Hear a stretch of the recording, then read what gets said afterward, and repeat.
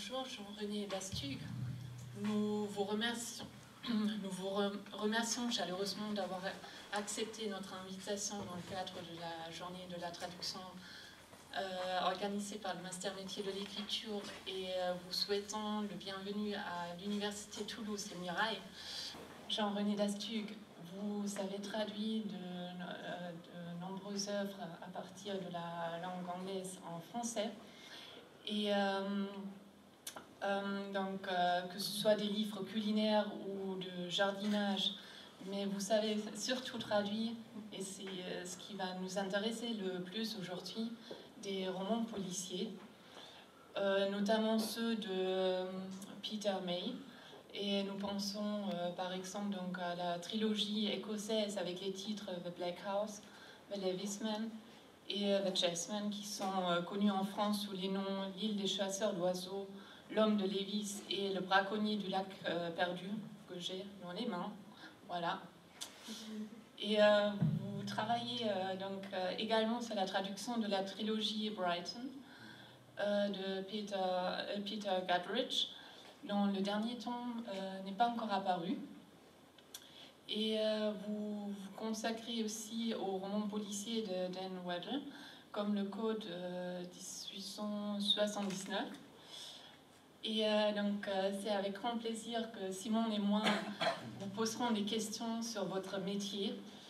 Et tout en sachant que parmi nous, il y a des grands admirateurs des romans policiers. Est-ce que vous voulez déjà dire quelque chose? Sinon, je vais enchaîner avec ma première question. Non, déjà, bonjour à tout le monde et merci de m'accueillir. Si vous pouvez. J'aime bien m'adosser, j'aime pas le mal.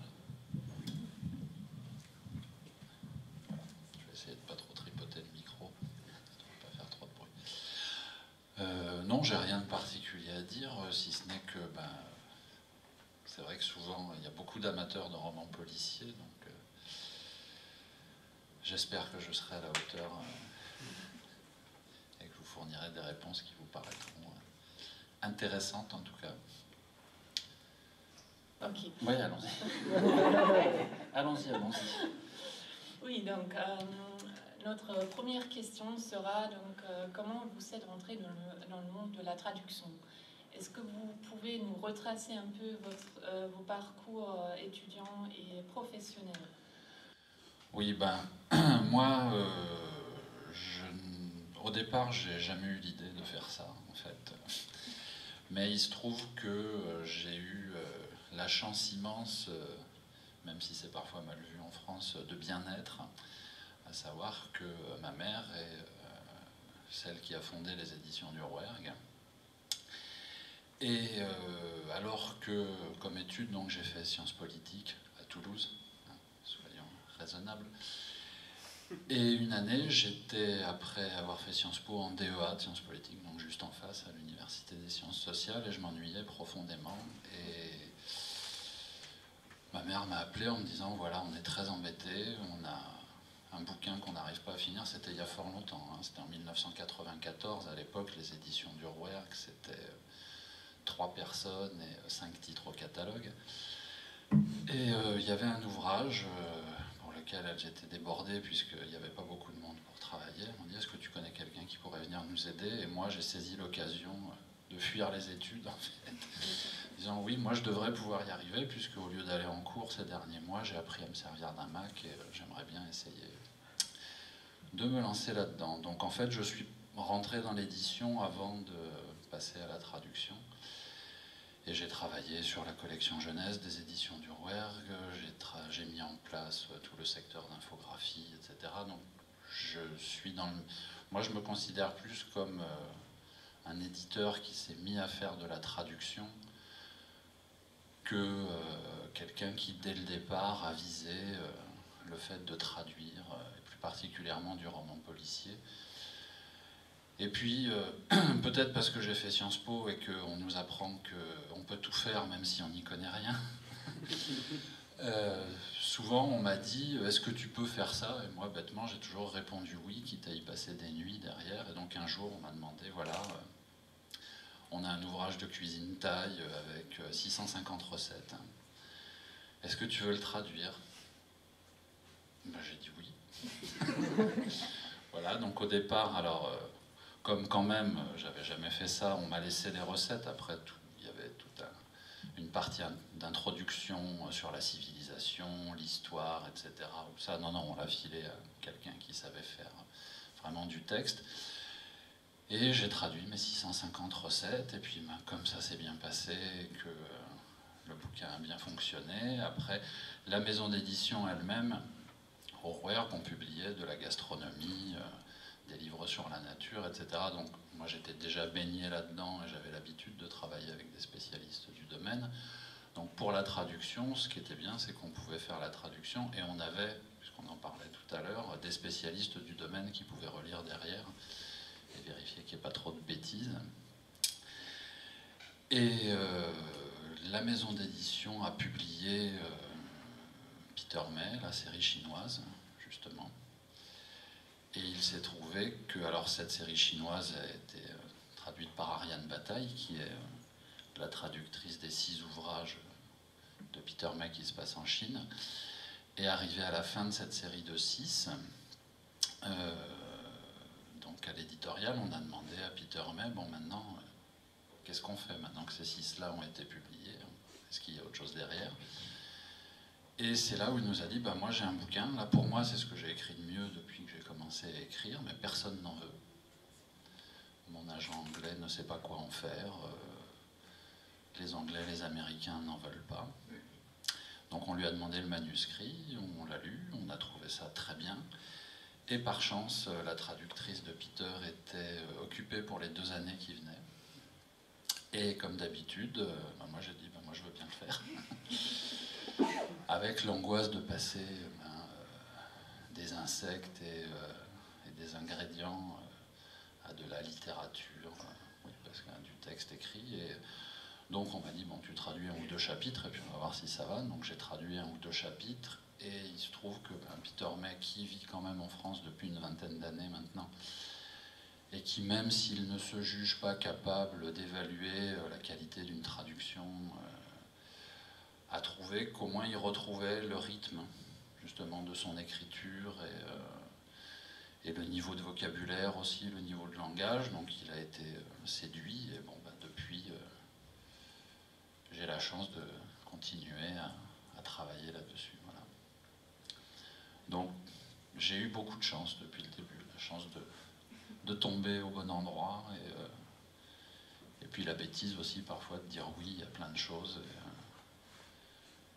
et de persévérer pour que ça fonctionne. Parce que bon, dans une petite maison où on apprend à faire plein de choses, c'est une maison qui a toujours eu un très fort niveau d'exigence, donc après, une fois qu'on a dit oui, il faut quand même tenir le choc et se mettre au niveau, quoi. Donc ça m'a beaucoup appris.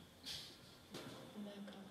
Et c'est donc plutôt par chance ou même le hasard que vous pouvez, enfin, que vous traduisiez donc des polars.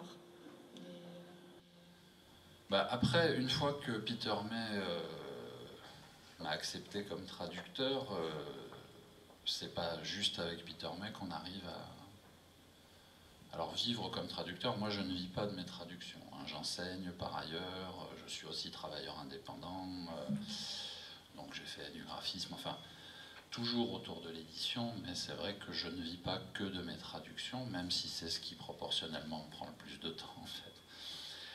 Et étant dans le milieu éditorial, la démarche, j'ai pour mes traductions suivi une démarche d'éditeur, c'est-à-dire que Dan Waddell et Peter Guttridge, je suis allé les chercher.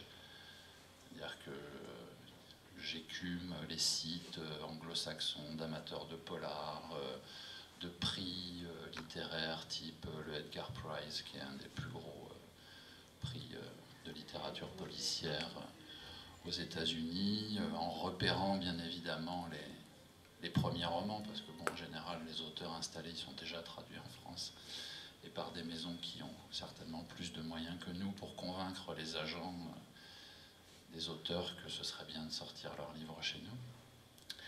Et donc c'est comme ça que j'ai trouvé Dan Waddell, c'est comme ça que j'ai trouvé Peter Guttridge, et on se crée son activité en fait. Alors après, ce qui est bien, c'est quand on en trouve un qui marche bien, après l'éditeur vous fait plus facilement confiance sur les suivants. Mais si j'avais attendu qu'on me propose d'autres traductions de polar pour continuer à traduire du polar, bah, j'attendrais que Peter May fasse son manuscrit annuel, parce que bon, c'est aussi l'avantage de travailler avec des anglo-saxons, c'est qu'ils se considèrent vraiment comme des artisans, ils travaillent très sérieusement, ils ont un rythme bien précis, et au minimum ils en font un par an. Mais un par an ça suffit pas, donc il a fallu aller justement chercher d'autres ouvrages et d'autres auteurs. Après, ce qui est bien, c'est qu'on est en relation directe aussi avec l'auteur, donc c'est un petit peu... on a ce privilège-là.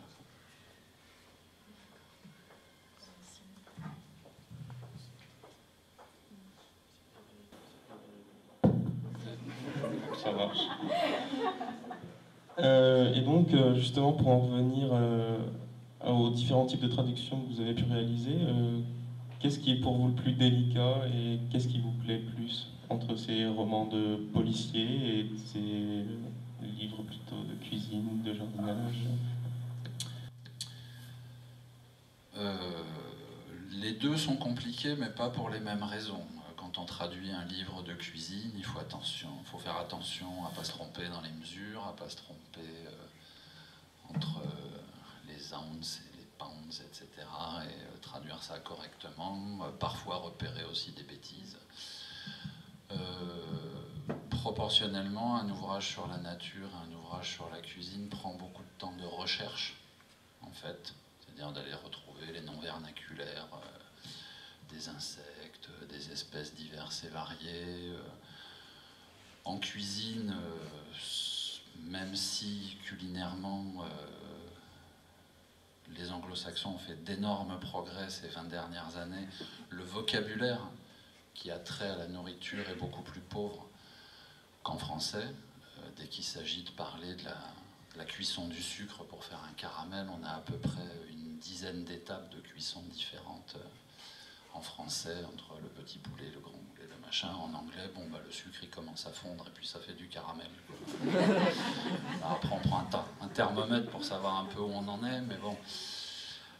Donc il y a ces difficultés-là, parce qu'en plus, on est dans un pays où dès qu'il s'agit de nourriture et de gastronomie, il faut faire très attention à ce qu'on dit. Là aussi, les lecteurs, dont certains, on se dit qu'ils ont que ça à faire, écrivent. Alors, on est très content. Après, ça dépend. On est plus ou moins content en fonction du ton avec lequel on nous explique que... Bon, il n'y a pas longtemps, là, il y a un lecteur qui m'a envoyé le livre original de Peter May photocopié, enfin les pages et les pages de ma première traduction, où j'avais mis des bêtises, disant que c'était une traduction purement fantaisiste, etc. Donc là, comme on l'a réédité, j'ai introduit... Alors, il y avait 2 erreurs. Hein. Bon, c'est pas terrible, et c'était mon premier roman, donc je m'auto-excuse pour ces bêtises-là, mais alors on a profité de la réédition pour corriger les bêtises, et je lui ai écrit à ce lecteur pour le remercier d'avoir corrigé mes fantaisies. Mais sinon, bon, on est content hein, quand les lecteurs nous préviennent de ce genre de choses. C'est toujours délicat de laisser une bêtise quelque part dans un ouvrage. Donc pour les ouvrages donc, culinaires et nature, beaucoup de travail de recherche, beaucoup de travail à être sûr de la précision. Parfois on a des problèmes d'espèces, parce qu'il y a des espèces qui n'existent pas en Europe et qui ne sont présentes qu'aux États-Unis ou qu'en Angleterre, donc on va être très embêté là pour trouver un équivalent. Les réglementations ne sont pas les mêmes. Aux États-Unis, vous pouvez mettre à peu près n'importe quelle cochonnerie dans votre jardin, il n'y a pas de souci. En France et en Europe, il y a des réglementations très précises sur ce que les gens peuvent utiliser comme produit, etc. Donc il faut aller chercher dans la documentation européenne. Et puis entre le moment où vous commencez à traduire et le moment où le bouquin sort, la législation a changé. Enfin bon, il y a tout un tas de choses drôles comme ça. Pour ce qui est du roman policier, toujours pareil, l'avantage de travailler avec les anglo-saxons, c'est que ce sont des gens qui font des recherches très approfondies avant de commencer à écrire le premier mot. Peter May, en général, rédige un synopsis de 80-100 pages avant de commencer à écrire la première ligne de ses romans, où il sait déjà absolument tout ce qui va se passer, ce qui le libère beaucoup aussi pour lui, pour l'écriture. Mais il y a tout un travail de recherche avant, où il se rend sur place. Le dernier, qui s'appelle l'île du Serment, là, qui se passe donc sur l'île d'Entrée dans l'estuaire du Saint-Laurent, il est allé passer 3 mois sur place, à rencontrer des gens, à se documenter, à refaire les liens des familles qui avaient été chassées d'Écosse et qui se sont retrouvées là, etc. etc. Bon, c'est pas Elroy hein, qui démarre avec 400 pages de documentation, et puis qui fait écrire d'autres gens, en plus, il triche un peu. Mais donc il y a ce gros travail. Alors après, ça veut dire aussi qu'on n'a pas droit à l'erreur, parce que Peter Mead, dans la trilogie de Lewis, quand le héros traverse l'île et qu'il vous décrit sur le bord de la route une camionnette abandonnée dans un champ, si vous allez sur Google Maps, la camionnette, elle y est, quoi, dans le champ, etc. Donc là, vous êtes soumis, pareil, à la vérification des lecteurs, donc il faut faire très attention. Et je dois dire que je pense que si j'avais fait ce métier-là il y a 20 ans, j'aurais beaucoup plus de mal à faire mes traductions, parce que là, c'est magique, on peut aller sur place avec Google. Enfin, même si Google, c'est eux qui l'ont fait, donc malheureusement, on utilise l'outil qu'ils nous proposent, mais c'est vrai que même dans un coin reculé comme l'île de Lewis, ils sont allés avec leur petite voiture, tout prendre en photo et traîner dans le moindre champ. Alors les chemins qui vont jusqu'à la mer, ils n'y sont pas allés, mais ça permet vraiment de vérifier, d'être sûr, et aussi de retrouver certaines atmosphères, parce que les descriptions de paysages notamment, bon, le texte a ses limites, hein, et ça permet soi-même de se faire son opinion et de se rendre compte à quel point le coin est merveilleux, le coin est majestueux, ou alors quand ça se passe comme les ouvrages de Dan Waddell, dans des coins un peu glauques de Londres, de voir à quel point c'est glauque, et notamment toutes les descriptions d'architecture, type tours et quartiers un peu difficiles comme ça, où bon, là pareil, on peut vraiment se rendre compte de la réalité de ce qui est décrit. Donc il y a des difficultés dans les deux en fait, même si ce ne sont pas les mêmes en tout cas. Merci. J'espère que ça répond à la question. Parce que parfois je finis de répondre et j'oublie ce que j'avais commencé à dire. Et est-ce que vous seriez tenté par essayer de travailler sur d'autres types de projets littéraires, d'autres genres que le polar ? Non, pas spécialement. Moi, je me suis proposé pour traduire ça parce que j'adore le polar, et c'est aussi pour ça qu'on m'a laissé faire le test, parce que je suis un très gros lecteur de romans policiers, de polars, de romans noirs et de toutes les classifications diverses qu'on peut avoir en France autour de ce genre qui est assez vaste. Donc moi, ça me plaisait au départ, c'est quelque chose que j'affectionne, que ce soit pour le cinéma, la littérature. Je sais pas, j'ai dû voir Le Parrain 40 fois, les trois. Ça fait partie c'est un univers qui me plaît, c'est quelque chose que j'affectionne. En plus de ça, j'ai un amour particulier pour l'Angleterre et la civilisation anglaise, plus que les États-Unis. Donc tout ça mélangé fait que je suis bien là-dedans, mais je ne me vois pas partir sur d'autres thèmes. Et en plus, les auteurs de polar anglo-saxons, je les aime bien parce que ce sont des gens qui sont assez terre-à-terre, et moi aussi je suis assez terre-à-terre en fait. Quoi. Donc, voilà. Et du coup, vous avez jamais eu envie d'écrire, vous, vos propres polars ? Ah, ça c'est la question qu'on me pose régulièrement. Dans mon entourage, on me dit, t'en as traduit plein, maintenant tu devrais essayer d'écrire. Ça n'a strictement rien à voir en fait. Entre amener au lecteur français du mieux que l'on peut un ouvrage où l'idée première c'est de donner l'impression au lecteur que ça a été écrit en français tout de suite et qu'il n'y a pas eu de changement de langue, etc.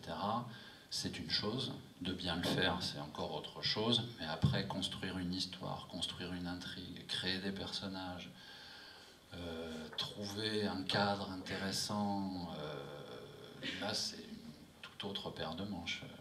Moi, je m'estime pas du tout, pour l'instant, capable de faire ça. Et les rares fois où j'y réfléchis, au bout de 5 minutes, je me dis arrête, c'est complètement ridicule. Parce que les idées que j'ai sont d'une banalité affligeante.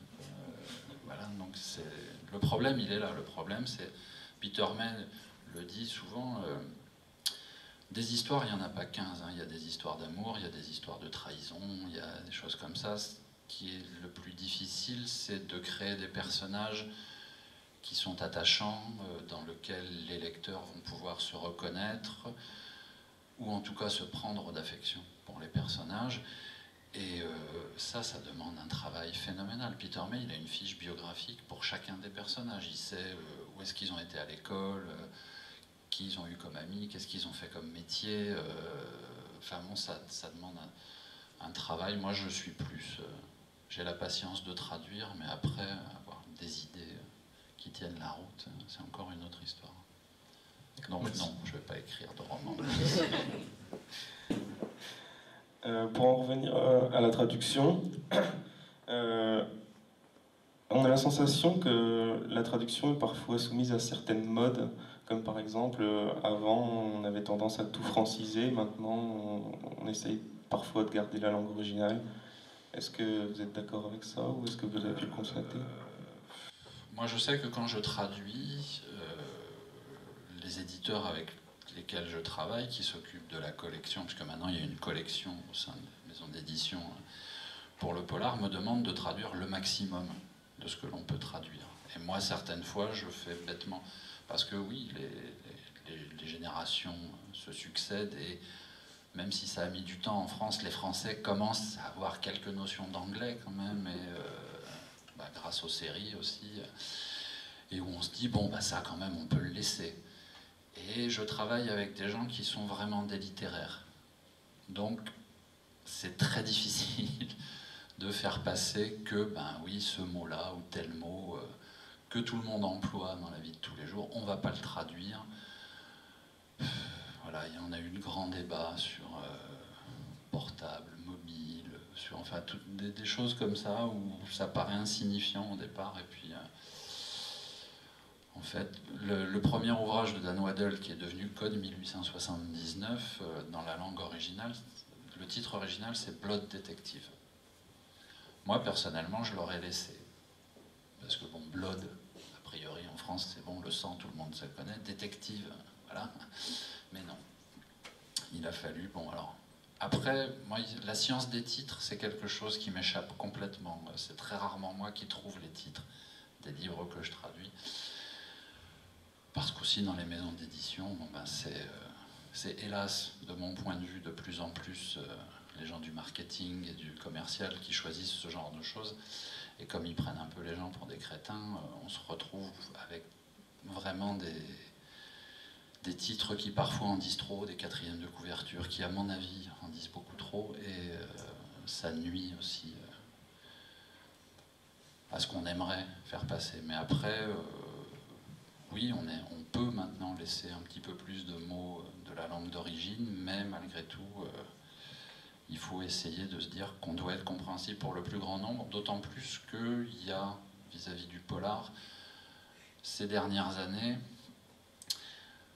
avec par exemple des auteurs comme Camilla Lackberg, etc., il y a beaucoup de gens qui sont venus au polar, qui n'étaient pas au départ du tout des amateurs de polar, qui n'ont pas forcément la culture de base du polar, en ayant lu des anglo-saxons avant, et cette connaissance un peu du vocabulaire qui est lié à tout ça.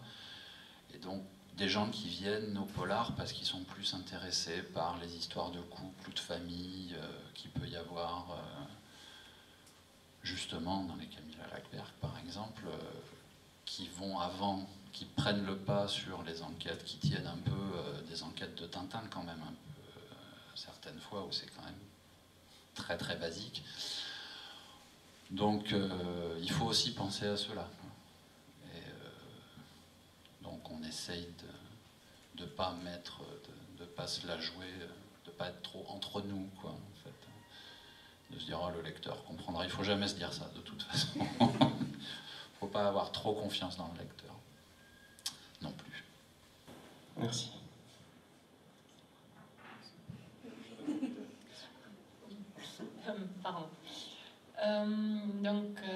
C'est aussi intéressant de savoir si les maisons d'édition chez lesquelles vous êtes publié vous imposent certaines règles, certaines contraintes. Bon, la contrainte principale, c'est le délai. Et donc c'est très difficile à vivre, hein, parce que les bouquins, on ne les lâcherait pas si on s'écoutait. Alors il faut un jour les lâcher. Mais c'est, comme le disait l'intervenante juste avant, moi en général, en plus, c'est pour avant-hier. Donc on essaye de se battre un peu. De toute façon, tant qu'on a la traduction entre les mains et qu'on a décidé de ne pas la lâcher, ben, ils l'ont pas, la traduction. Donc, mais il y a un moment où il faut lâcher aussi. Donc, le délai, c'est la principale contrainte. Par exemple, là, je viens de recevoir... Là, j'étais à peu près tranquille ces dernières semaines, et lundi soir, j'ai reçu le manuscrit du dernier Peter May. Mais seulement quand on s'était vu avec l'éditrice et l'auteur à Toulouse Polar du Sud, donc c'était en octobre. Le manuscrit original était parti chez l'éditeur anglais, on devait recevoir le manuscrit définitif, comme toujours dans l'édition, dans la semaine, 15 jours maximum, le temps qu'il fasse quelques retouches sur le texte original, parce que les Anglais, eux, vont le publier là en janvier. Et comme en France, on se cale de plus en plus sur les modes de fonctionnement anglo-saxons, l'ouvrage pour l'édition française est prévu en septembre, mais on voudrait déjà avoir, au niveau de la maison d'édition, la traduction prête en janvier aussi. Parce qu'on va l'envoyer aux libraires, il faut que les libraires lisent le livre. Ensuite, il faut que la presse prenne le temps de se pencher dessus, etc. Donc pour un livre qui sort en septembre, sachant que y a beaucoup de monde à convaincre et beaucoup de monde auprès duquel il faut faire la promotion de l'ouvrage, plus ça va, plus on démarre tôt en fait. Et là, je l'ai reçu lundi le bouquin, donc moi je leur ai écrit tout de suite en leur disant là pour janvier, ça va pas être possible, parce qu'en plus Peter il fait pas des bouquins de 100 pages, quoi, hein. C'est en moyenne 600-700 000 signes minimum. Donc moi quand tout se passe bien, en 2-3 mois j'arrive à rendre. Alors j'essaye en revanche de rendre une traduction entre guillemets irréprochable. C'est-à-dire que moi, ce qu'on aime bien chez moi, c'est que quand je rends un texte, il y a vraiment très peu de choses à faire dessus, mais fatalement, ça veut dire qu'en amont, j'ai pris plus de temps que le traducteur moyen pour faire un premier passage de texte. Moi, j'aime pas, une fois que c'est complètement fini, reprendre depuis le début et allez, on repasse, etc. Donc je le fais au fur et à mesure de la traduction. Ça m'oblige, moi, pendant que je le fais, à revenir moi-même certaines fois au début du bouquin, parce qu'il y a des choses qui ne collent plus, etc. Mais quand je rends la traduction, voilà. Et puis, comme je suis du métier aussi, je rends un manuscrit où le code typographique est respecté, où j'ai passé des correcteurs professionnels, etc. Donc voilà, moi j'essaye de placer ma fonction de traducteur dans la succession des étapes et de rendre quelque chose qui va aussi faciliter la vie de la maison d'édition. Donc je compense le fait que je suis peut-être un peu plus long qu'un traducteur classique par le fait qu'après moi, il y a moins de travail à faire. Voilà, parce que c'est souvent de ça dont ont peur les maisons. C'est-à-dire que quand on rend un texte, ils ne savent pas trop dans quel état ils vont récupérer le texte, ou peut-être que ça va être complètement à côté de la plaque au niveau de traduction, qu'il va y avoir énormément de boulot derrière. Moi, j'essaye d'éviter ça au maximum. Donc il y a la contrainte du délai, et après il y a la lutte pour le niveau de langage, parce que comme je travaille avec des gens qui sont vraiment des littéraires, qui au départ ont fondé des collections comme La Brune aux éditions du Rouergue, donc qui travaillent vraiment sur des textes de vraie littérature, bon, je ne devrais pas dire ça comme ça, mais en tout cas des textes beaucoup plus sophistiqués que ne peuvent l'être les textes de polar. Parfois j'envoie mon texte et puis je reçois des corrections où non, ce qu'on me demande de corriger, certes, c'est juste, il n'y a pas de problème, mais ça n'a pas sa place dans un ouvrage, dans un roman policier. Sur ces fameuses îles de Lewis, dès qu'ils sortent et qu'il ne fait pas très beau, ils se font dévorer par des bestioles qui sont des moucherons. Alors c'est une variété de moucherons. C'est intéressant. Et Donc moi j'ai traduit moucheron, parce que tout le monde sait ce que c'est qu'un moucheron, et ils m'ont renvoyé le manuscrit en disant oui mais ce sont des simulis. Alors, ça s'écrit S-I-M-U-L-I-E-S. D'accord. Moi je leur ai dit je veux bien, mais je suis d'accord, il n'y a pas de problème, ce sont des simulis, mais si je mets simuli dans le bouquin, déjà ça sert à rien, parce que on n'est pas en train de faire un livre sur les insectes. Et puis il faut rester sur des choses simples. Oui, c'est des moucherons qui piquent, voilà, c'est pas des simulis, ou alors quand on met machin et moi avons convenu de nous retrouver cet après-midi, ben moi, alors je sais que je fais une faute, mais on me renvoie le manuscrit en disant non, machin et moi sommes convenus. Je leur dis non, dans un polar, déjà personne quasiment ne parle comme ça, et dans un roman policier, si on commence à mettre le malfrat un tel et le malfrat un tel, et qui disent nous sommes convenus, non, ça ne peut pas coller. Un type qui est trafiquant de drogue ou qui vient de tuer quelqu'un 2 pages avant, il ne parle pas comme ça. Ou alors c'est que c'est un personnage qu'on a voulu construire comme ça, mais c'est beaucoup plus rare. Donc voilà, il y a ces deux principaux problèmes, on va dire. Oui, merci. Je laisse encore la parole à Simon.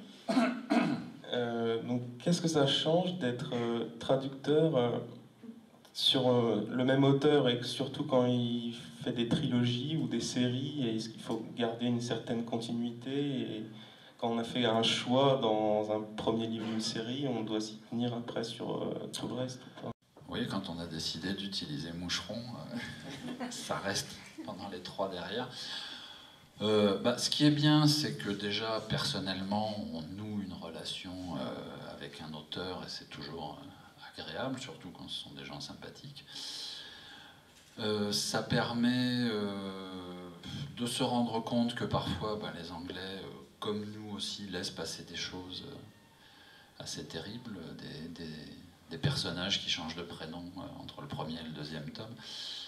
Bon, après, le principe de la trilogie, ça, on est un peu tombé maintenant sous la malédiction de Millennium, en fait, puisque Millennium est une trilogie, enfin, qui devait, au départ, c'était pas prévu pour être une trilogie, il devait y avoir 10 livres, au départ, dans la série de Millennium. Mais Millennium a tellement fonctionné que maintenant, les éditeurs, ils ont cette espèce de chiffre magique devant eux qui clignote, qui est 3. Donc, ils veulent des trilogies. Et ça fait que maintenant, même les auteurs d'entrée se disent « Tiens, je vais faire une trilogie ». Bon, même si sur un plan dramatique, etc., c'est un schéma qui fonctionne bien, c'est vrai. Mais par exemple, Peter May, L'île des chasseurs d'oiseaux, enfin The Black House, au départ, ça devait être un bouquin. C'est tout. Et nous-mêmes, arrivés à la fin, on s'est dit « C'est dommage d'abandonner tous ces personnages ». La motivation, ça a été ça, de dire, bon, on va pas s'arrêter là, c'est quand même stupide, on a envie d'en savoir plus sur eux. Et donc, un peu entraînant des pieds au départ, Peter a accepté, dit, bon, d'accord, je vais en faire 2 autres. Et puis, il se trouve que ça a été une bonne idée, parce que pas en France, bon, il est très connu en France maintenant, et tant mieux, mais en Angleterre, c'est devenu une véritable star, grâce à cette trilogie, donc lui, il est très content. Et donc oui, ça permet de bien travailler la continuité au niveau du vocabulaire, au niveau des ambiances, au niveau de ce qu'on essaye d'amener au lecteur, et quoi dire d'autre, au niveau de la relation privilégiée, ça permet aussi d'avoir des retours même sur le texte original, c'est-à-dire que les versions françaises qui vont sortir vont pas forcément être exactement la traduction à 100% du texte original anglais, parce que l'éditeur anglo-saxon a peut-être un niveau d'exigence un peu moins élevé que l'éditeur français, donc nous on va aller l'enquiquiner sur des choses où a priori l'éditeur anglais n'a pas soulevé ces problèmes-là. Avec Dan Waddell, après ses 2 premiers ouvrages, son éditeur anglais l'a lâché, il était chez Penguin. Et non pas parce que ses ouvrages ne fonctionnaient pas, mais simplement parce que l'éditrice qui s'occupait du secteur où il était a changé, et puis la nouvelle est arrivée en disant « lui, on ne va pas le garder ».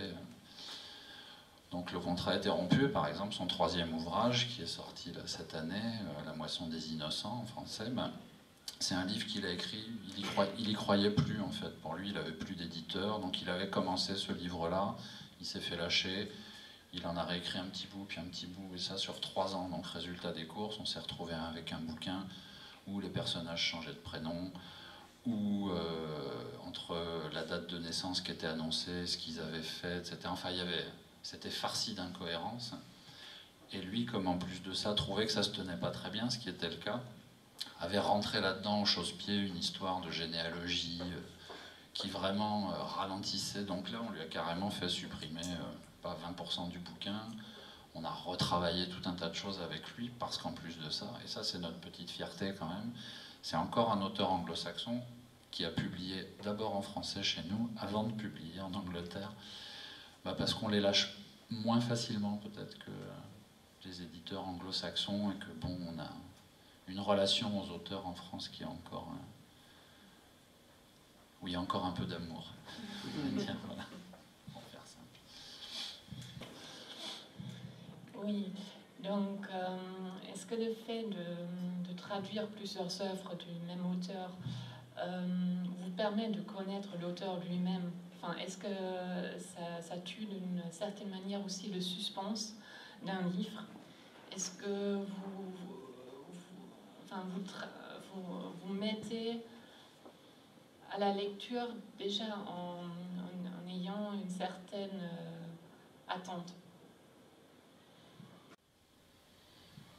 Ah bah oui, moi, c'est aussi pour ça que j'aime bien traduire du polar, c'est-à-dire que si en plus on peut traduire un ouvrage dans lequel on rentre en tant que lecteur et qui nous plaît, c'est bien, et ça facilite d'autant le travail. Il n'y a rien de pire que de traduire un ouvrage où on s'emmerde du début à la fin et où vraiment on n'y voit pas d'intérêt. Donc après sur... je ne sais pas trop quoi vous répondre là-dessus, en fait. Est-ce qu'on a besoin du suspense, de la qualité? Précisez, aidez-moi là, parce que... Est-ce que vous arrivez à deviner la chute avant d'avoir lu en entier? Ah ben ça, c'est plus à force d'en lire, oui. Alors, non, moi, j'aime bien justement les auteurs qui arrivent encore à... qui rentrent pas trop dans des schémas, qui essayent de faire des choses originales. C'est pour ça que, par exemple, Dan Waddell, ça m'avait beaucoup plu, parce qu'il introduisait un généalogiste, ce qui est quand même relativement rare dans le roman policier. Il l'utilise très bien. Peter Mann, en lui, il arrive vraiment à caler son retournement dans les 20 dernières pages en général, donc il faut vraiment avancer, et ça n'est jamais évident. Donc, alors que du fait d'en lire et du fait de connaître les ficelles, c'est vrai qu'il y a beaucoup de bouquins. Moi, j'ai de plus en plus de mal à lire les polars que je lis, à finir les polars que je lis, parce que soit ça m'ennuie profondément, parce que ça avance pas assez vite, soit arrivé aux 2/3 du livre, grand maximum, on sait déjà qui a fait quoi, parce qu'il y a des scènes qu'on a vues dans X bouquins, ou qu'on a déjà vues dans un film, voilà.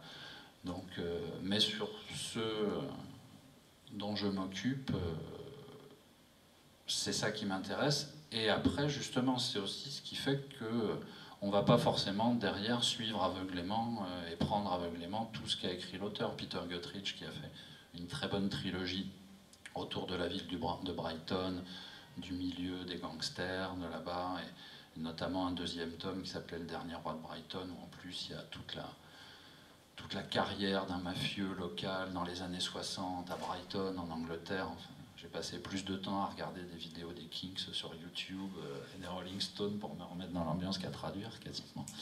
Bon, son 4e, où il a repris les mêmes personnages et le même cadre, etc. Il était très bavard et d'une banalité affligeante, donc non, on ne l'a pas pris, même si on a une bonne connivence avec l'auteur. Il y a quand même l'idée de se dire, il faut avant tout que ce soit un bon bouquin. Voilà, donc si on comprend tout trop tôt, non, c'est qu'il y a un souci. Peut-être une petite dernière question avant de laisser la parole au public. Est-ce que vous pouvez nous décrire un peu vos méthodes de travail? Est-ce que vous essayez de coller directement à ce que vous voulez faire au final, ou est-ce que vous faites un premier jet que vous reprenez au fur et à mesure? Moi, comme j'ai pas eu de formation particulière à la traduction, c'est vrai que les premiers ouvrages que j'ai traduits, j'ai fait toutes les bêtises possibles et imaginables qu'on peut faire, c'est-à-dire avoir une trouille folle déjà de m'éloigner du texte. Je le suivais au millimètre, et donc on retrouve, après à la relecture, on retrouve des structures de phrases où ça se voit que c'était de l'anglais au départ, par exemple. Il y a des tics de langage dont il faut apprendre à se débarrasser, il y a tout un tas de petites choses comme ça qui font qu'au départ on n'est pas soi-même un bon écrivain, donc il faut devenir quelqu'un qui écrit correctement. Devenir un écrivain, c'est peut-être un bien grand mot, mais en tout cas apprendre à écrire correctement, mais apprendre aussi à s'éloigner. Moi, ce qui m'a beaucoup aidé pour ça, c'est le jour où j'ai lu une interview du traducteur de Jim Harrison, qui traduit tous ses ouvrages depuis le début, où il expliquait que dans un des bouquins, il avait carrément rajouté un personnage parce qu'il trouvait que ça fonctionnait mieux, quoi. Le jour où j'ai lu ça, je me suis dit, c'est bon, je peux m'éloigner un petit peu quand même, je devrais... Et ça m'a fait beaucoup de bien, justement. Et d'apprendre aussi, et en s'éloignant, on apprend à passer plus vite sur le texte, à pas rester bloqué pendant 3 jours sur une formule, parce que c'est jamais en restant bloqué 3 jours sur une formule qu'on trouve la formule, c'est en passant à la suite. Et puis d'un seul coup, 2 jours après, on est là, ah oui, tac, et on repart là où on avait coincé. Donc il faut apprendre aussi à laisser des petits bouts comme ça dont on n'est pas satisfait, voire carrément pas traduit, parce qu'on n'arrive pas à trouver ce qu'il faut. Et plutôt que d'être bien scolaire et te dire, non, j'avance pas tant que j'ai pas franchi ça. Et parfois la suite du livre vous aide aussi à trouver la bonne formule, à trouver le bon ton pour ce qui précédait. Voilà, donc mais tout ça, ce sont des choses que j'ai apprises en faisant, en me prenant aussi des retours de correction.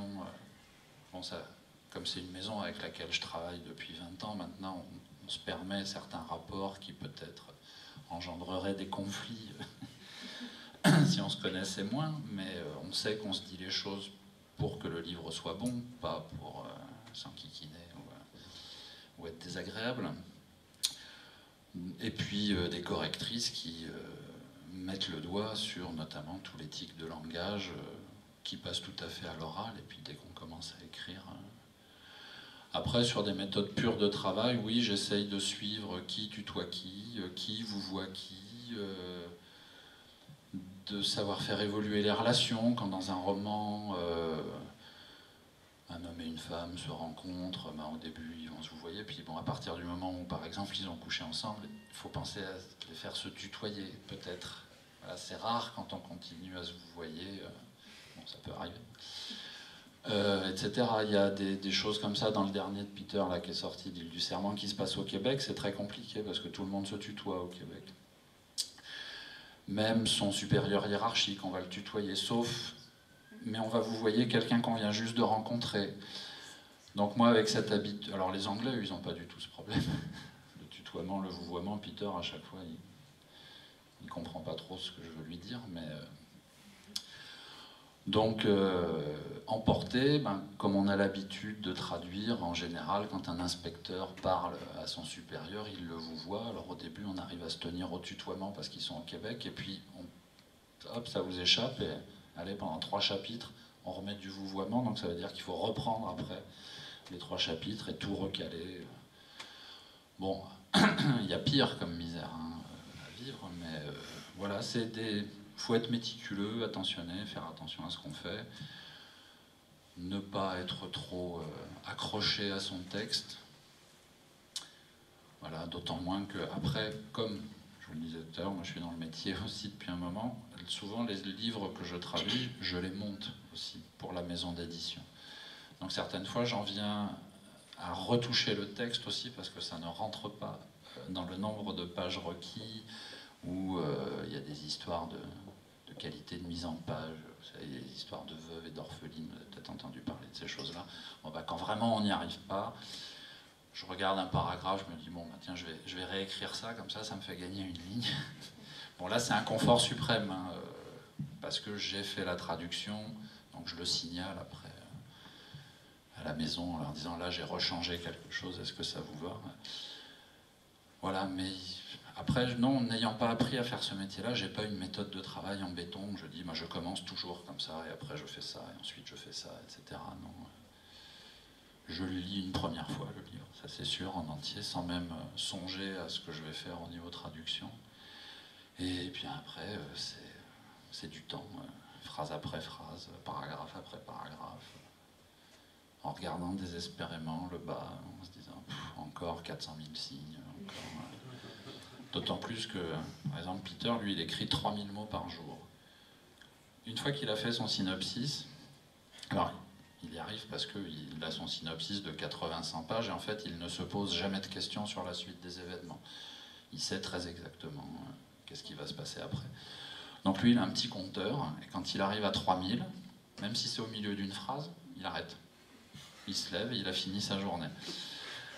Voilà, donc mes 3000 mots, ça en fait des signes. Si j'arrive à traduire quand je suis vraiment en forme, ou alors qu'à la maison d'édition, ils me disent, bon là, ça y est, il faut que ça parte, j'arrive à monter à 15-20 000 signes par jour. Mais bon, ça fait 10-12 pages par jour, mais 10-12 pages, nickel. Pas, mais là, on dort pas beaucoup. Donc ma méthode de travail, c'est surtout de viser un certain nombre de signes par jour, parce que je sais que tel jour, il va falloir que je le rende. Donc je compte tous les jours. Alors au début, j'incluais les week-ends. Maintenant, je les enlève les week-ends, parce qu'il faut être réaliste un peu, de temps en temps, il faut se reposer. Et donc ça me donne un certain nombre de jours. Et il faut que le nombre de signes, au bout de ce certain nombre de jours, eh ben, on les traduit. Voilà. Merci beaucoup. Alors si vous avez des questions, rapidement, parce qu'on est un peu pris par le temps. Vous devez avoir faim. Moi j'avais une question par rapport à vos lectures. Est-ce qu'en tant que traducteur, quand on lit un polar dont on n'a pas été le traducteur, est-ce qu'on arrive à juste être lecteur de romans, ou alors on se dit toujours moi j'aurais fait différemment? Si on n'a pas lu l'original, enfin moi j'essaye de ne pas me poser la question si j'ai pas lu l'original. Voilà. Après coup, parfois ça m'est arrivé d'avoir lu l'ouvrage en français, de lire l'original après, de me dire... Une fois, j'ai vraiment eu un gros regret d'un ouvrage que je me suis fait piquer, entre guillemets, par Rivage. Bon, en même temps, on est content quand on se fait piquer un manuscrit par Rivage, parce qu'on se dit, ah, bah, au moins c'était un bon bouquin. Et de voir après le livre sorti et de lire les premières pages et de se dire, bon, dommage, mais après, faut pas trop se fixer là-dessus, parce que sinon... on vit plus. Et donc au final, vous lisez plus en version originale ou en version traduite les polars? J'ai plutôt tendance maintenant à lire les versions originales. C'est-à-dire, en fait, je lis plus pour le plaisir. C'est ça le problème. Donc je me dis, quitte à lire, autant le lire en version originale, comme ça, si c'est bien, je le proposerai à la maison d'édition pour la traduction. Après, les très grands, très gros, qui sont déjà signés, etc., quand je veux vraiment me détendre, oui, là, je le lis en français. Là, c'est de la pure détente, mais ça devient de plus en plus rare. Parce que pour trouver des bons titres, je peux vous dire que la traduction, c'est un filtre. En fait. C'est-à-dire que ce soit pour le cinéma, que ce soit pour les livres, etc., ne nous arrive, entre guillemets, que le meilleur. Et pour trouver quelque chose qui n'a pas encore été repéré, je peux vous dire que vous lisez un paquet de bouquins qui, en plus, maintenant que n'importe quel auteur peut se publier soi-même, je veux dire qu'il y a vraiment énormément de choses qui ne mériteraient pas d'exister, et qui ont du succès, et qu'on lit, on se dit, mon Dieu, non. Donc il y a cette recherche-là qui est de plus en plus pénible, en fait. Une dernière question, Julie? Oui, vous parliez d'éthique de langage, qu'est-ce que ce serait dans votre... L'éthique de langage, quand on écrit mal comme moi au début, c'est de mettre des en train de faire quelque chose dans tous les coins, par exemple. C'est des fautes basiques, mais quand on a le nez dans le guidon et qu'en plus on traduit le premier, maintenant je mets entre 2 et 3 mois à rendre une traduction nickel. L'île des chasseurs d'oiseaux, j'ai dû mettre 6 mois à le traduire, parce que j'avais jamais fait ça. J'étais complètement angoissé, et donc il y a plein de choses qu'on laisse passer, parce que déjà on a beaucoup de mal à se dire qu'on est en train de faire ça et qu'il faut le faire bien. Donc le premier, oui, il y avait énormément de choses qui n'allaient pas du tout. Après, la principale difficulté aussi, c'est d'arriver à passer au-delà de ses propres limitations et d'enrichir son propre vocabulaire et d'arriver aussi à avoir suffisamment de synonymes, parce que bon, la répétition n'étant pas une faute en anglais, je vais vous dire par exemple dans les Peter May, lui une fois qu'il a dit que les vagues viennent se fracasser sur la côte, il peut répéter 150 fois que les vagues se fracassent sur la côte, il n'y a pas de problème, c'est pas une faute. Bon ben moi à la fin, entre briser, s'anéantir, s'échouer, enfin on s'en sort plus quoi. Et le pire je crois que sont pour les dialogues. Peter Guttridge notamment aime bien, à la fin de chaque phrase, il met dit-il, dit-elle, dit-il, dit-elle. Et ça en français c'est pas possible. Alors au début j'essayais, s'exclama-t-il, répliqua-t-il, machin. Maintenant je les enlève carrément, parce que ça devient insupportable au bout d'un moment, on sait plus quoi mettre. Et plutôt que de bloquer là-dessus, si on bloque là-dessus, on oublie de faire un bon bouquin. Parce que malgré tout, il faut que ce soit la lecture qui soit agréable et que les gens aient envie et de mettre l'histoire en avant. Si vous relisez le premier volume de Millennium, au niveau langue, c'est catastrophique. Mais pourtant, l'histoire est suffisamment géniale pour qu'on n'y fasse pas gaffe. Voilà, c'est ça qui est important. En français? Oui. Ouais, c'est une traduction en relais, je crois. Bah non, c'est Helena Grumbach qui l'a traduit. Oui, mais ils étaient deux. Oui, Dominique, bah, c'était son mari, Dominique. Ouais, mais Oui, après, bon, je pense, après, il y a aussi le temps et puis le budget qu'on veut bien, parce que la traduction, on coûte très cher hein, à l'éditeur. Moi, Peter May, l'éditeur, il n'a pas encore commencé à sortir. Enfin, le livre n'est pas encore sorti, que le livre lui a déjà coûté entre 8 et 10 000 euros. Parce que la traduction littéraire,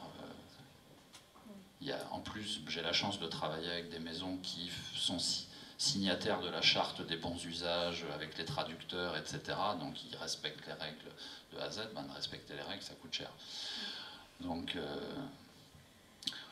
mais après, je ne savais pas que c'était une traduction Millennium, elle a fait beaucoup parler d'elle. Oui, non, mais je vous dis, heureusement que l'histoire était géniale, que les personnages étaient géniaux, etc. Parce que en valeur pure d'ouvrage littéraire, ça vaut pas tripette. Mais bon, voilà, si on savait, on essaye toujours de faire de son mieux, puis parfois c'est une catastrophe, parfois ça marche super bien.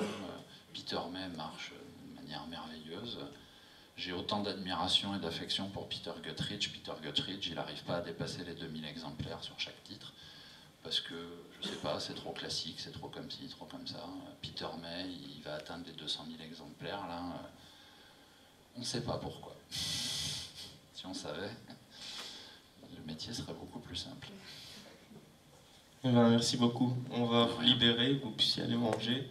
Et on se retrouve cet après-midi à 14h.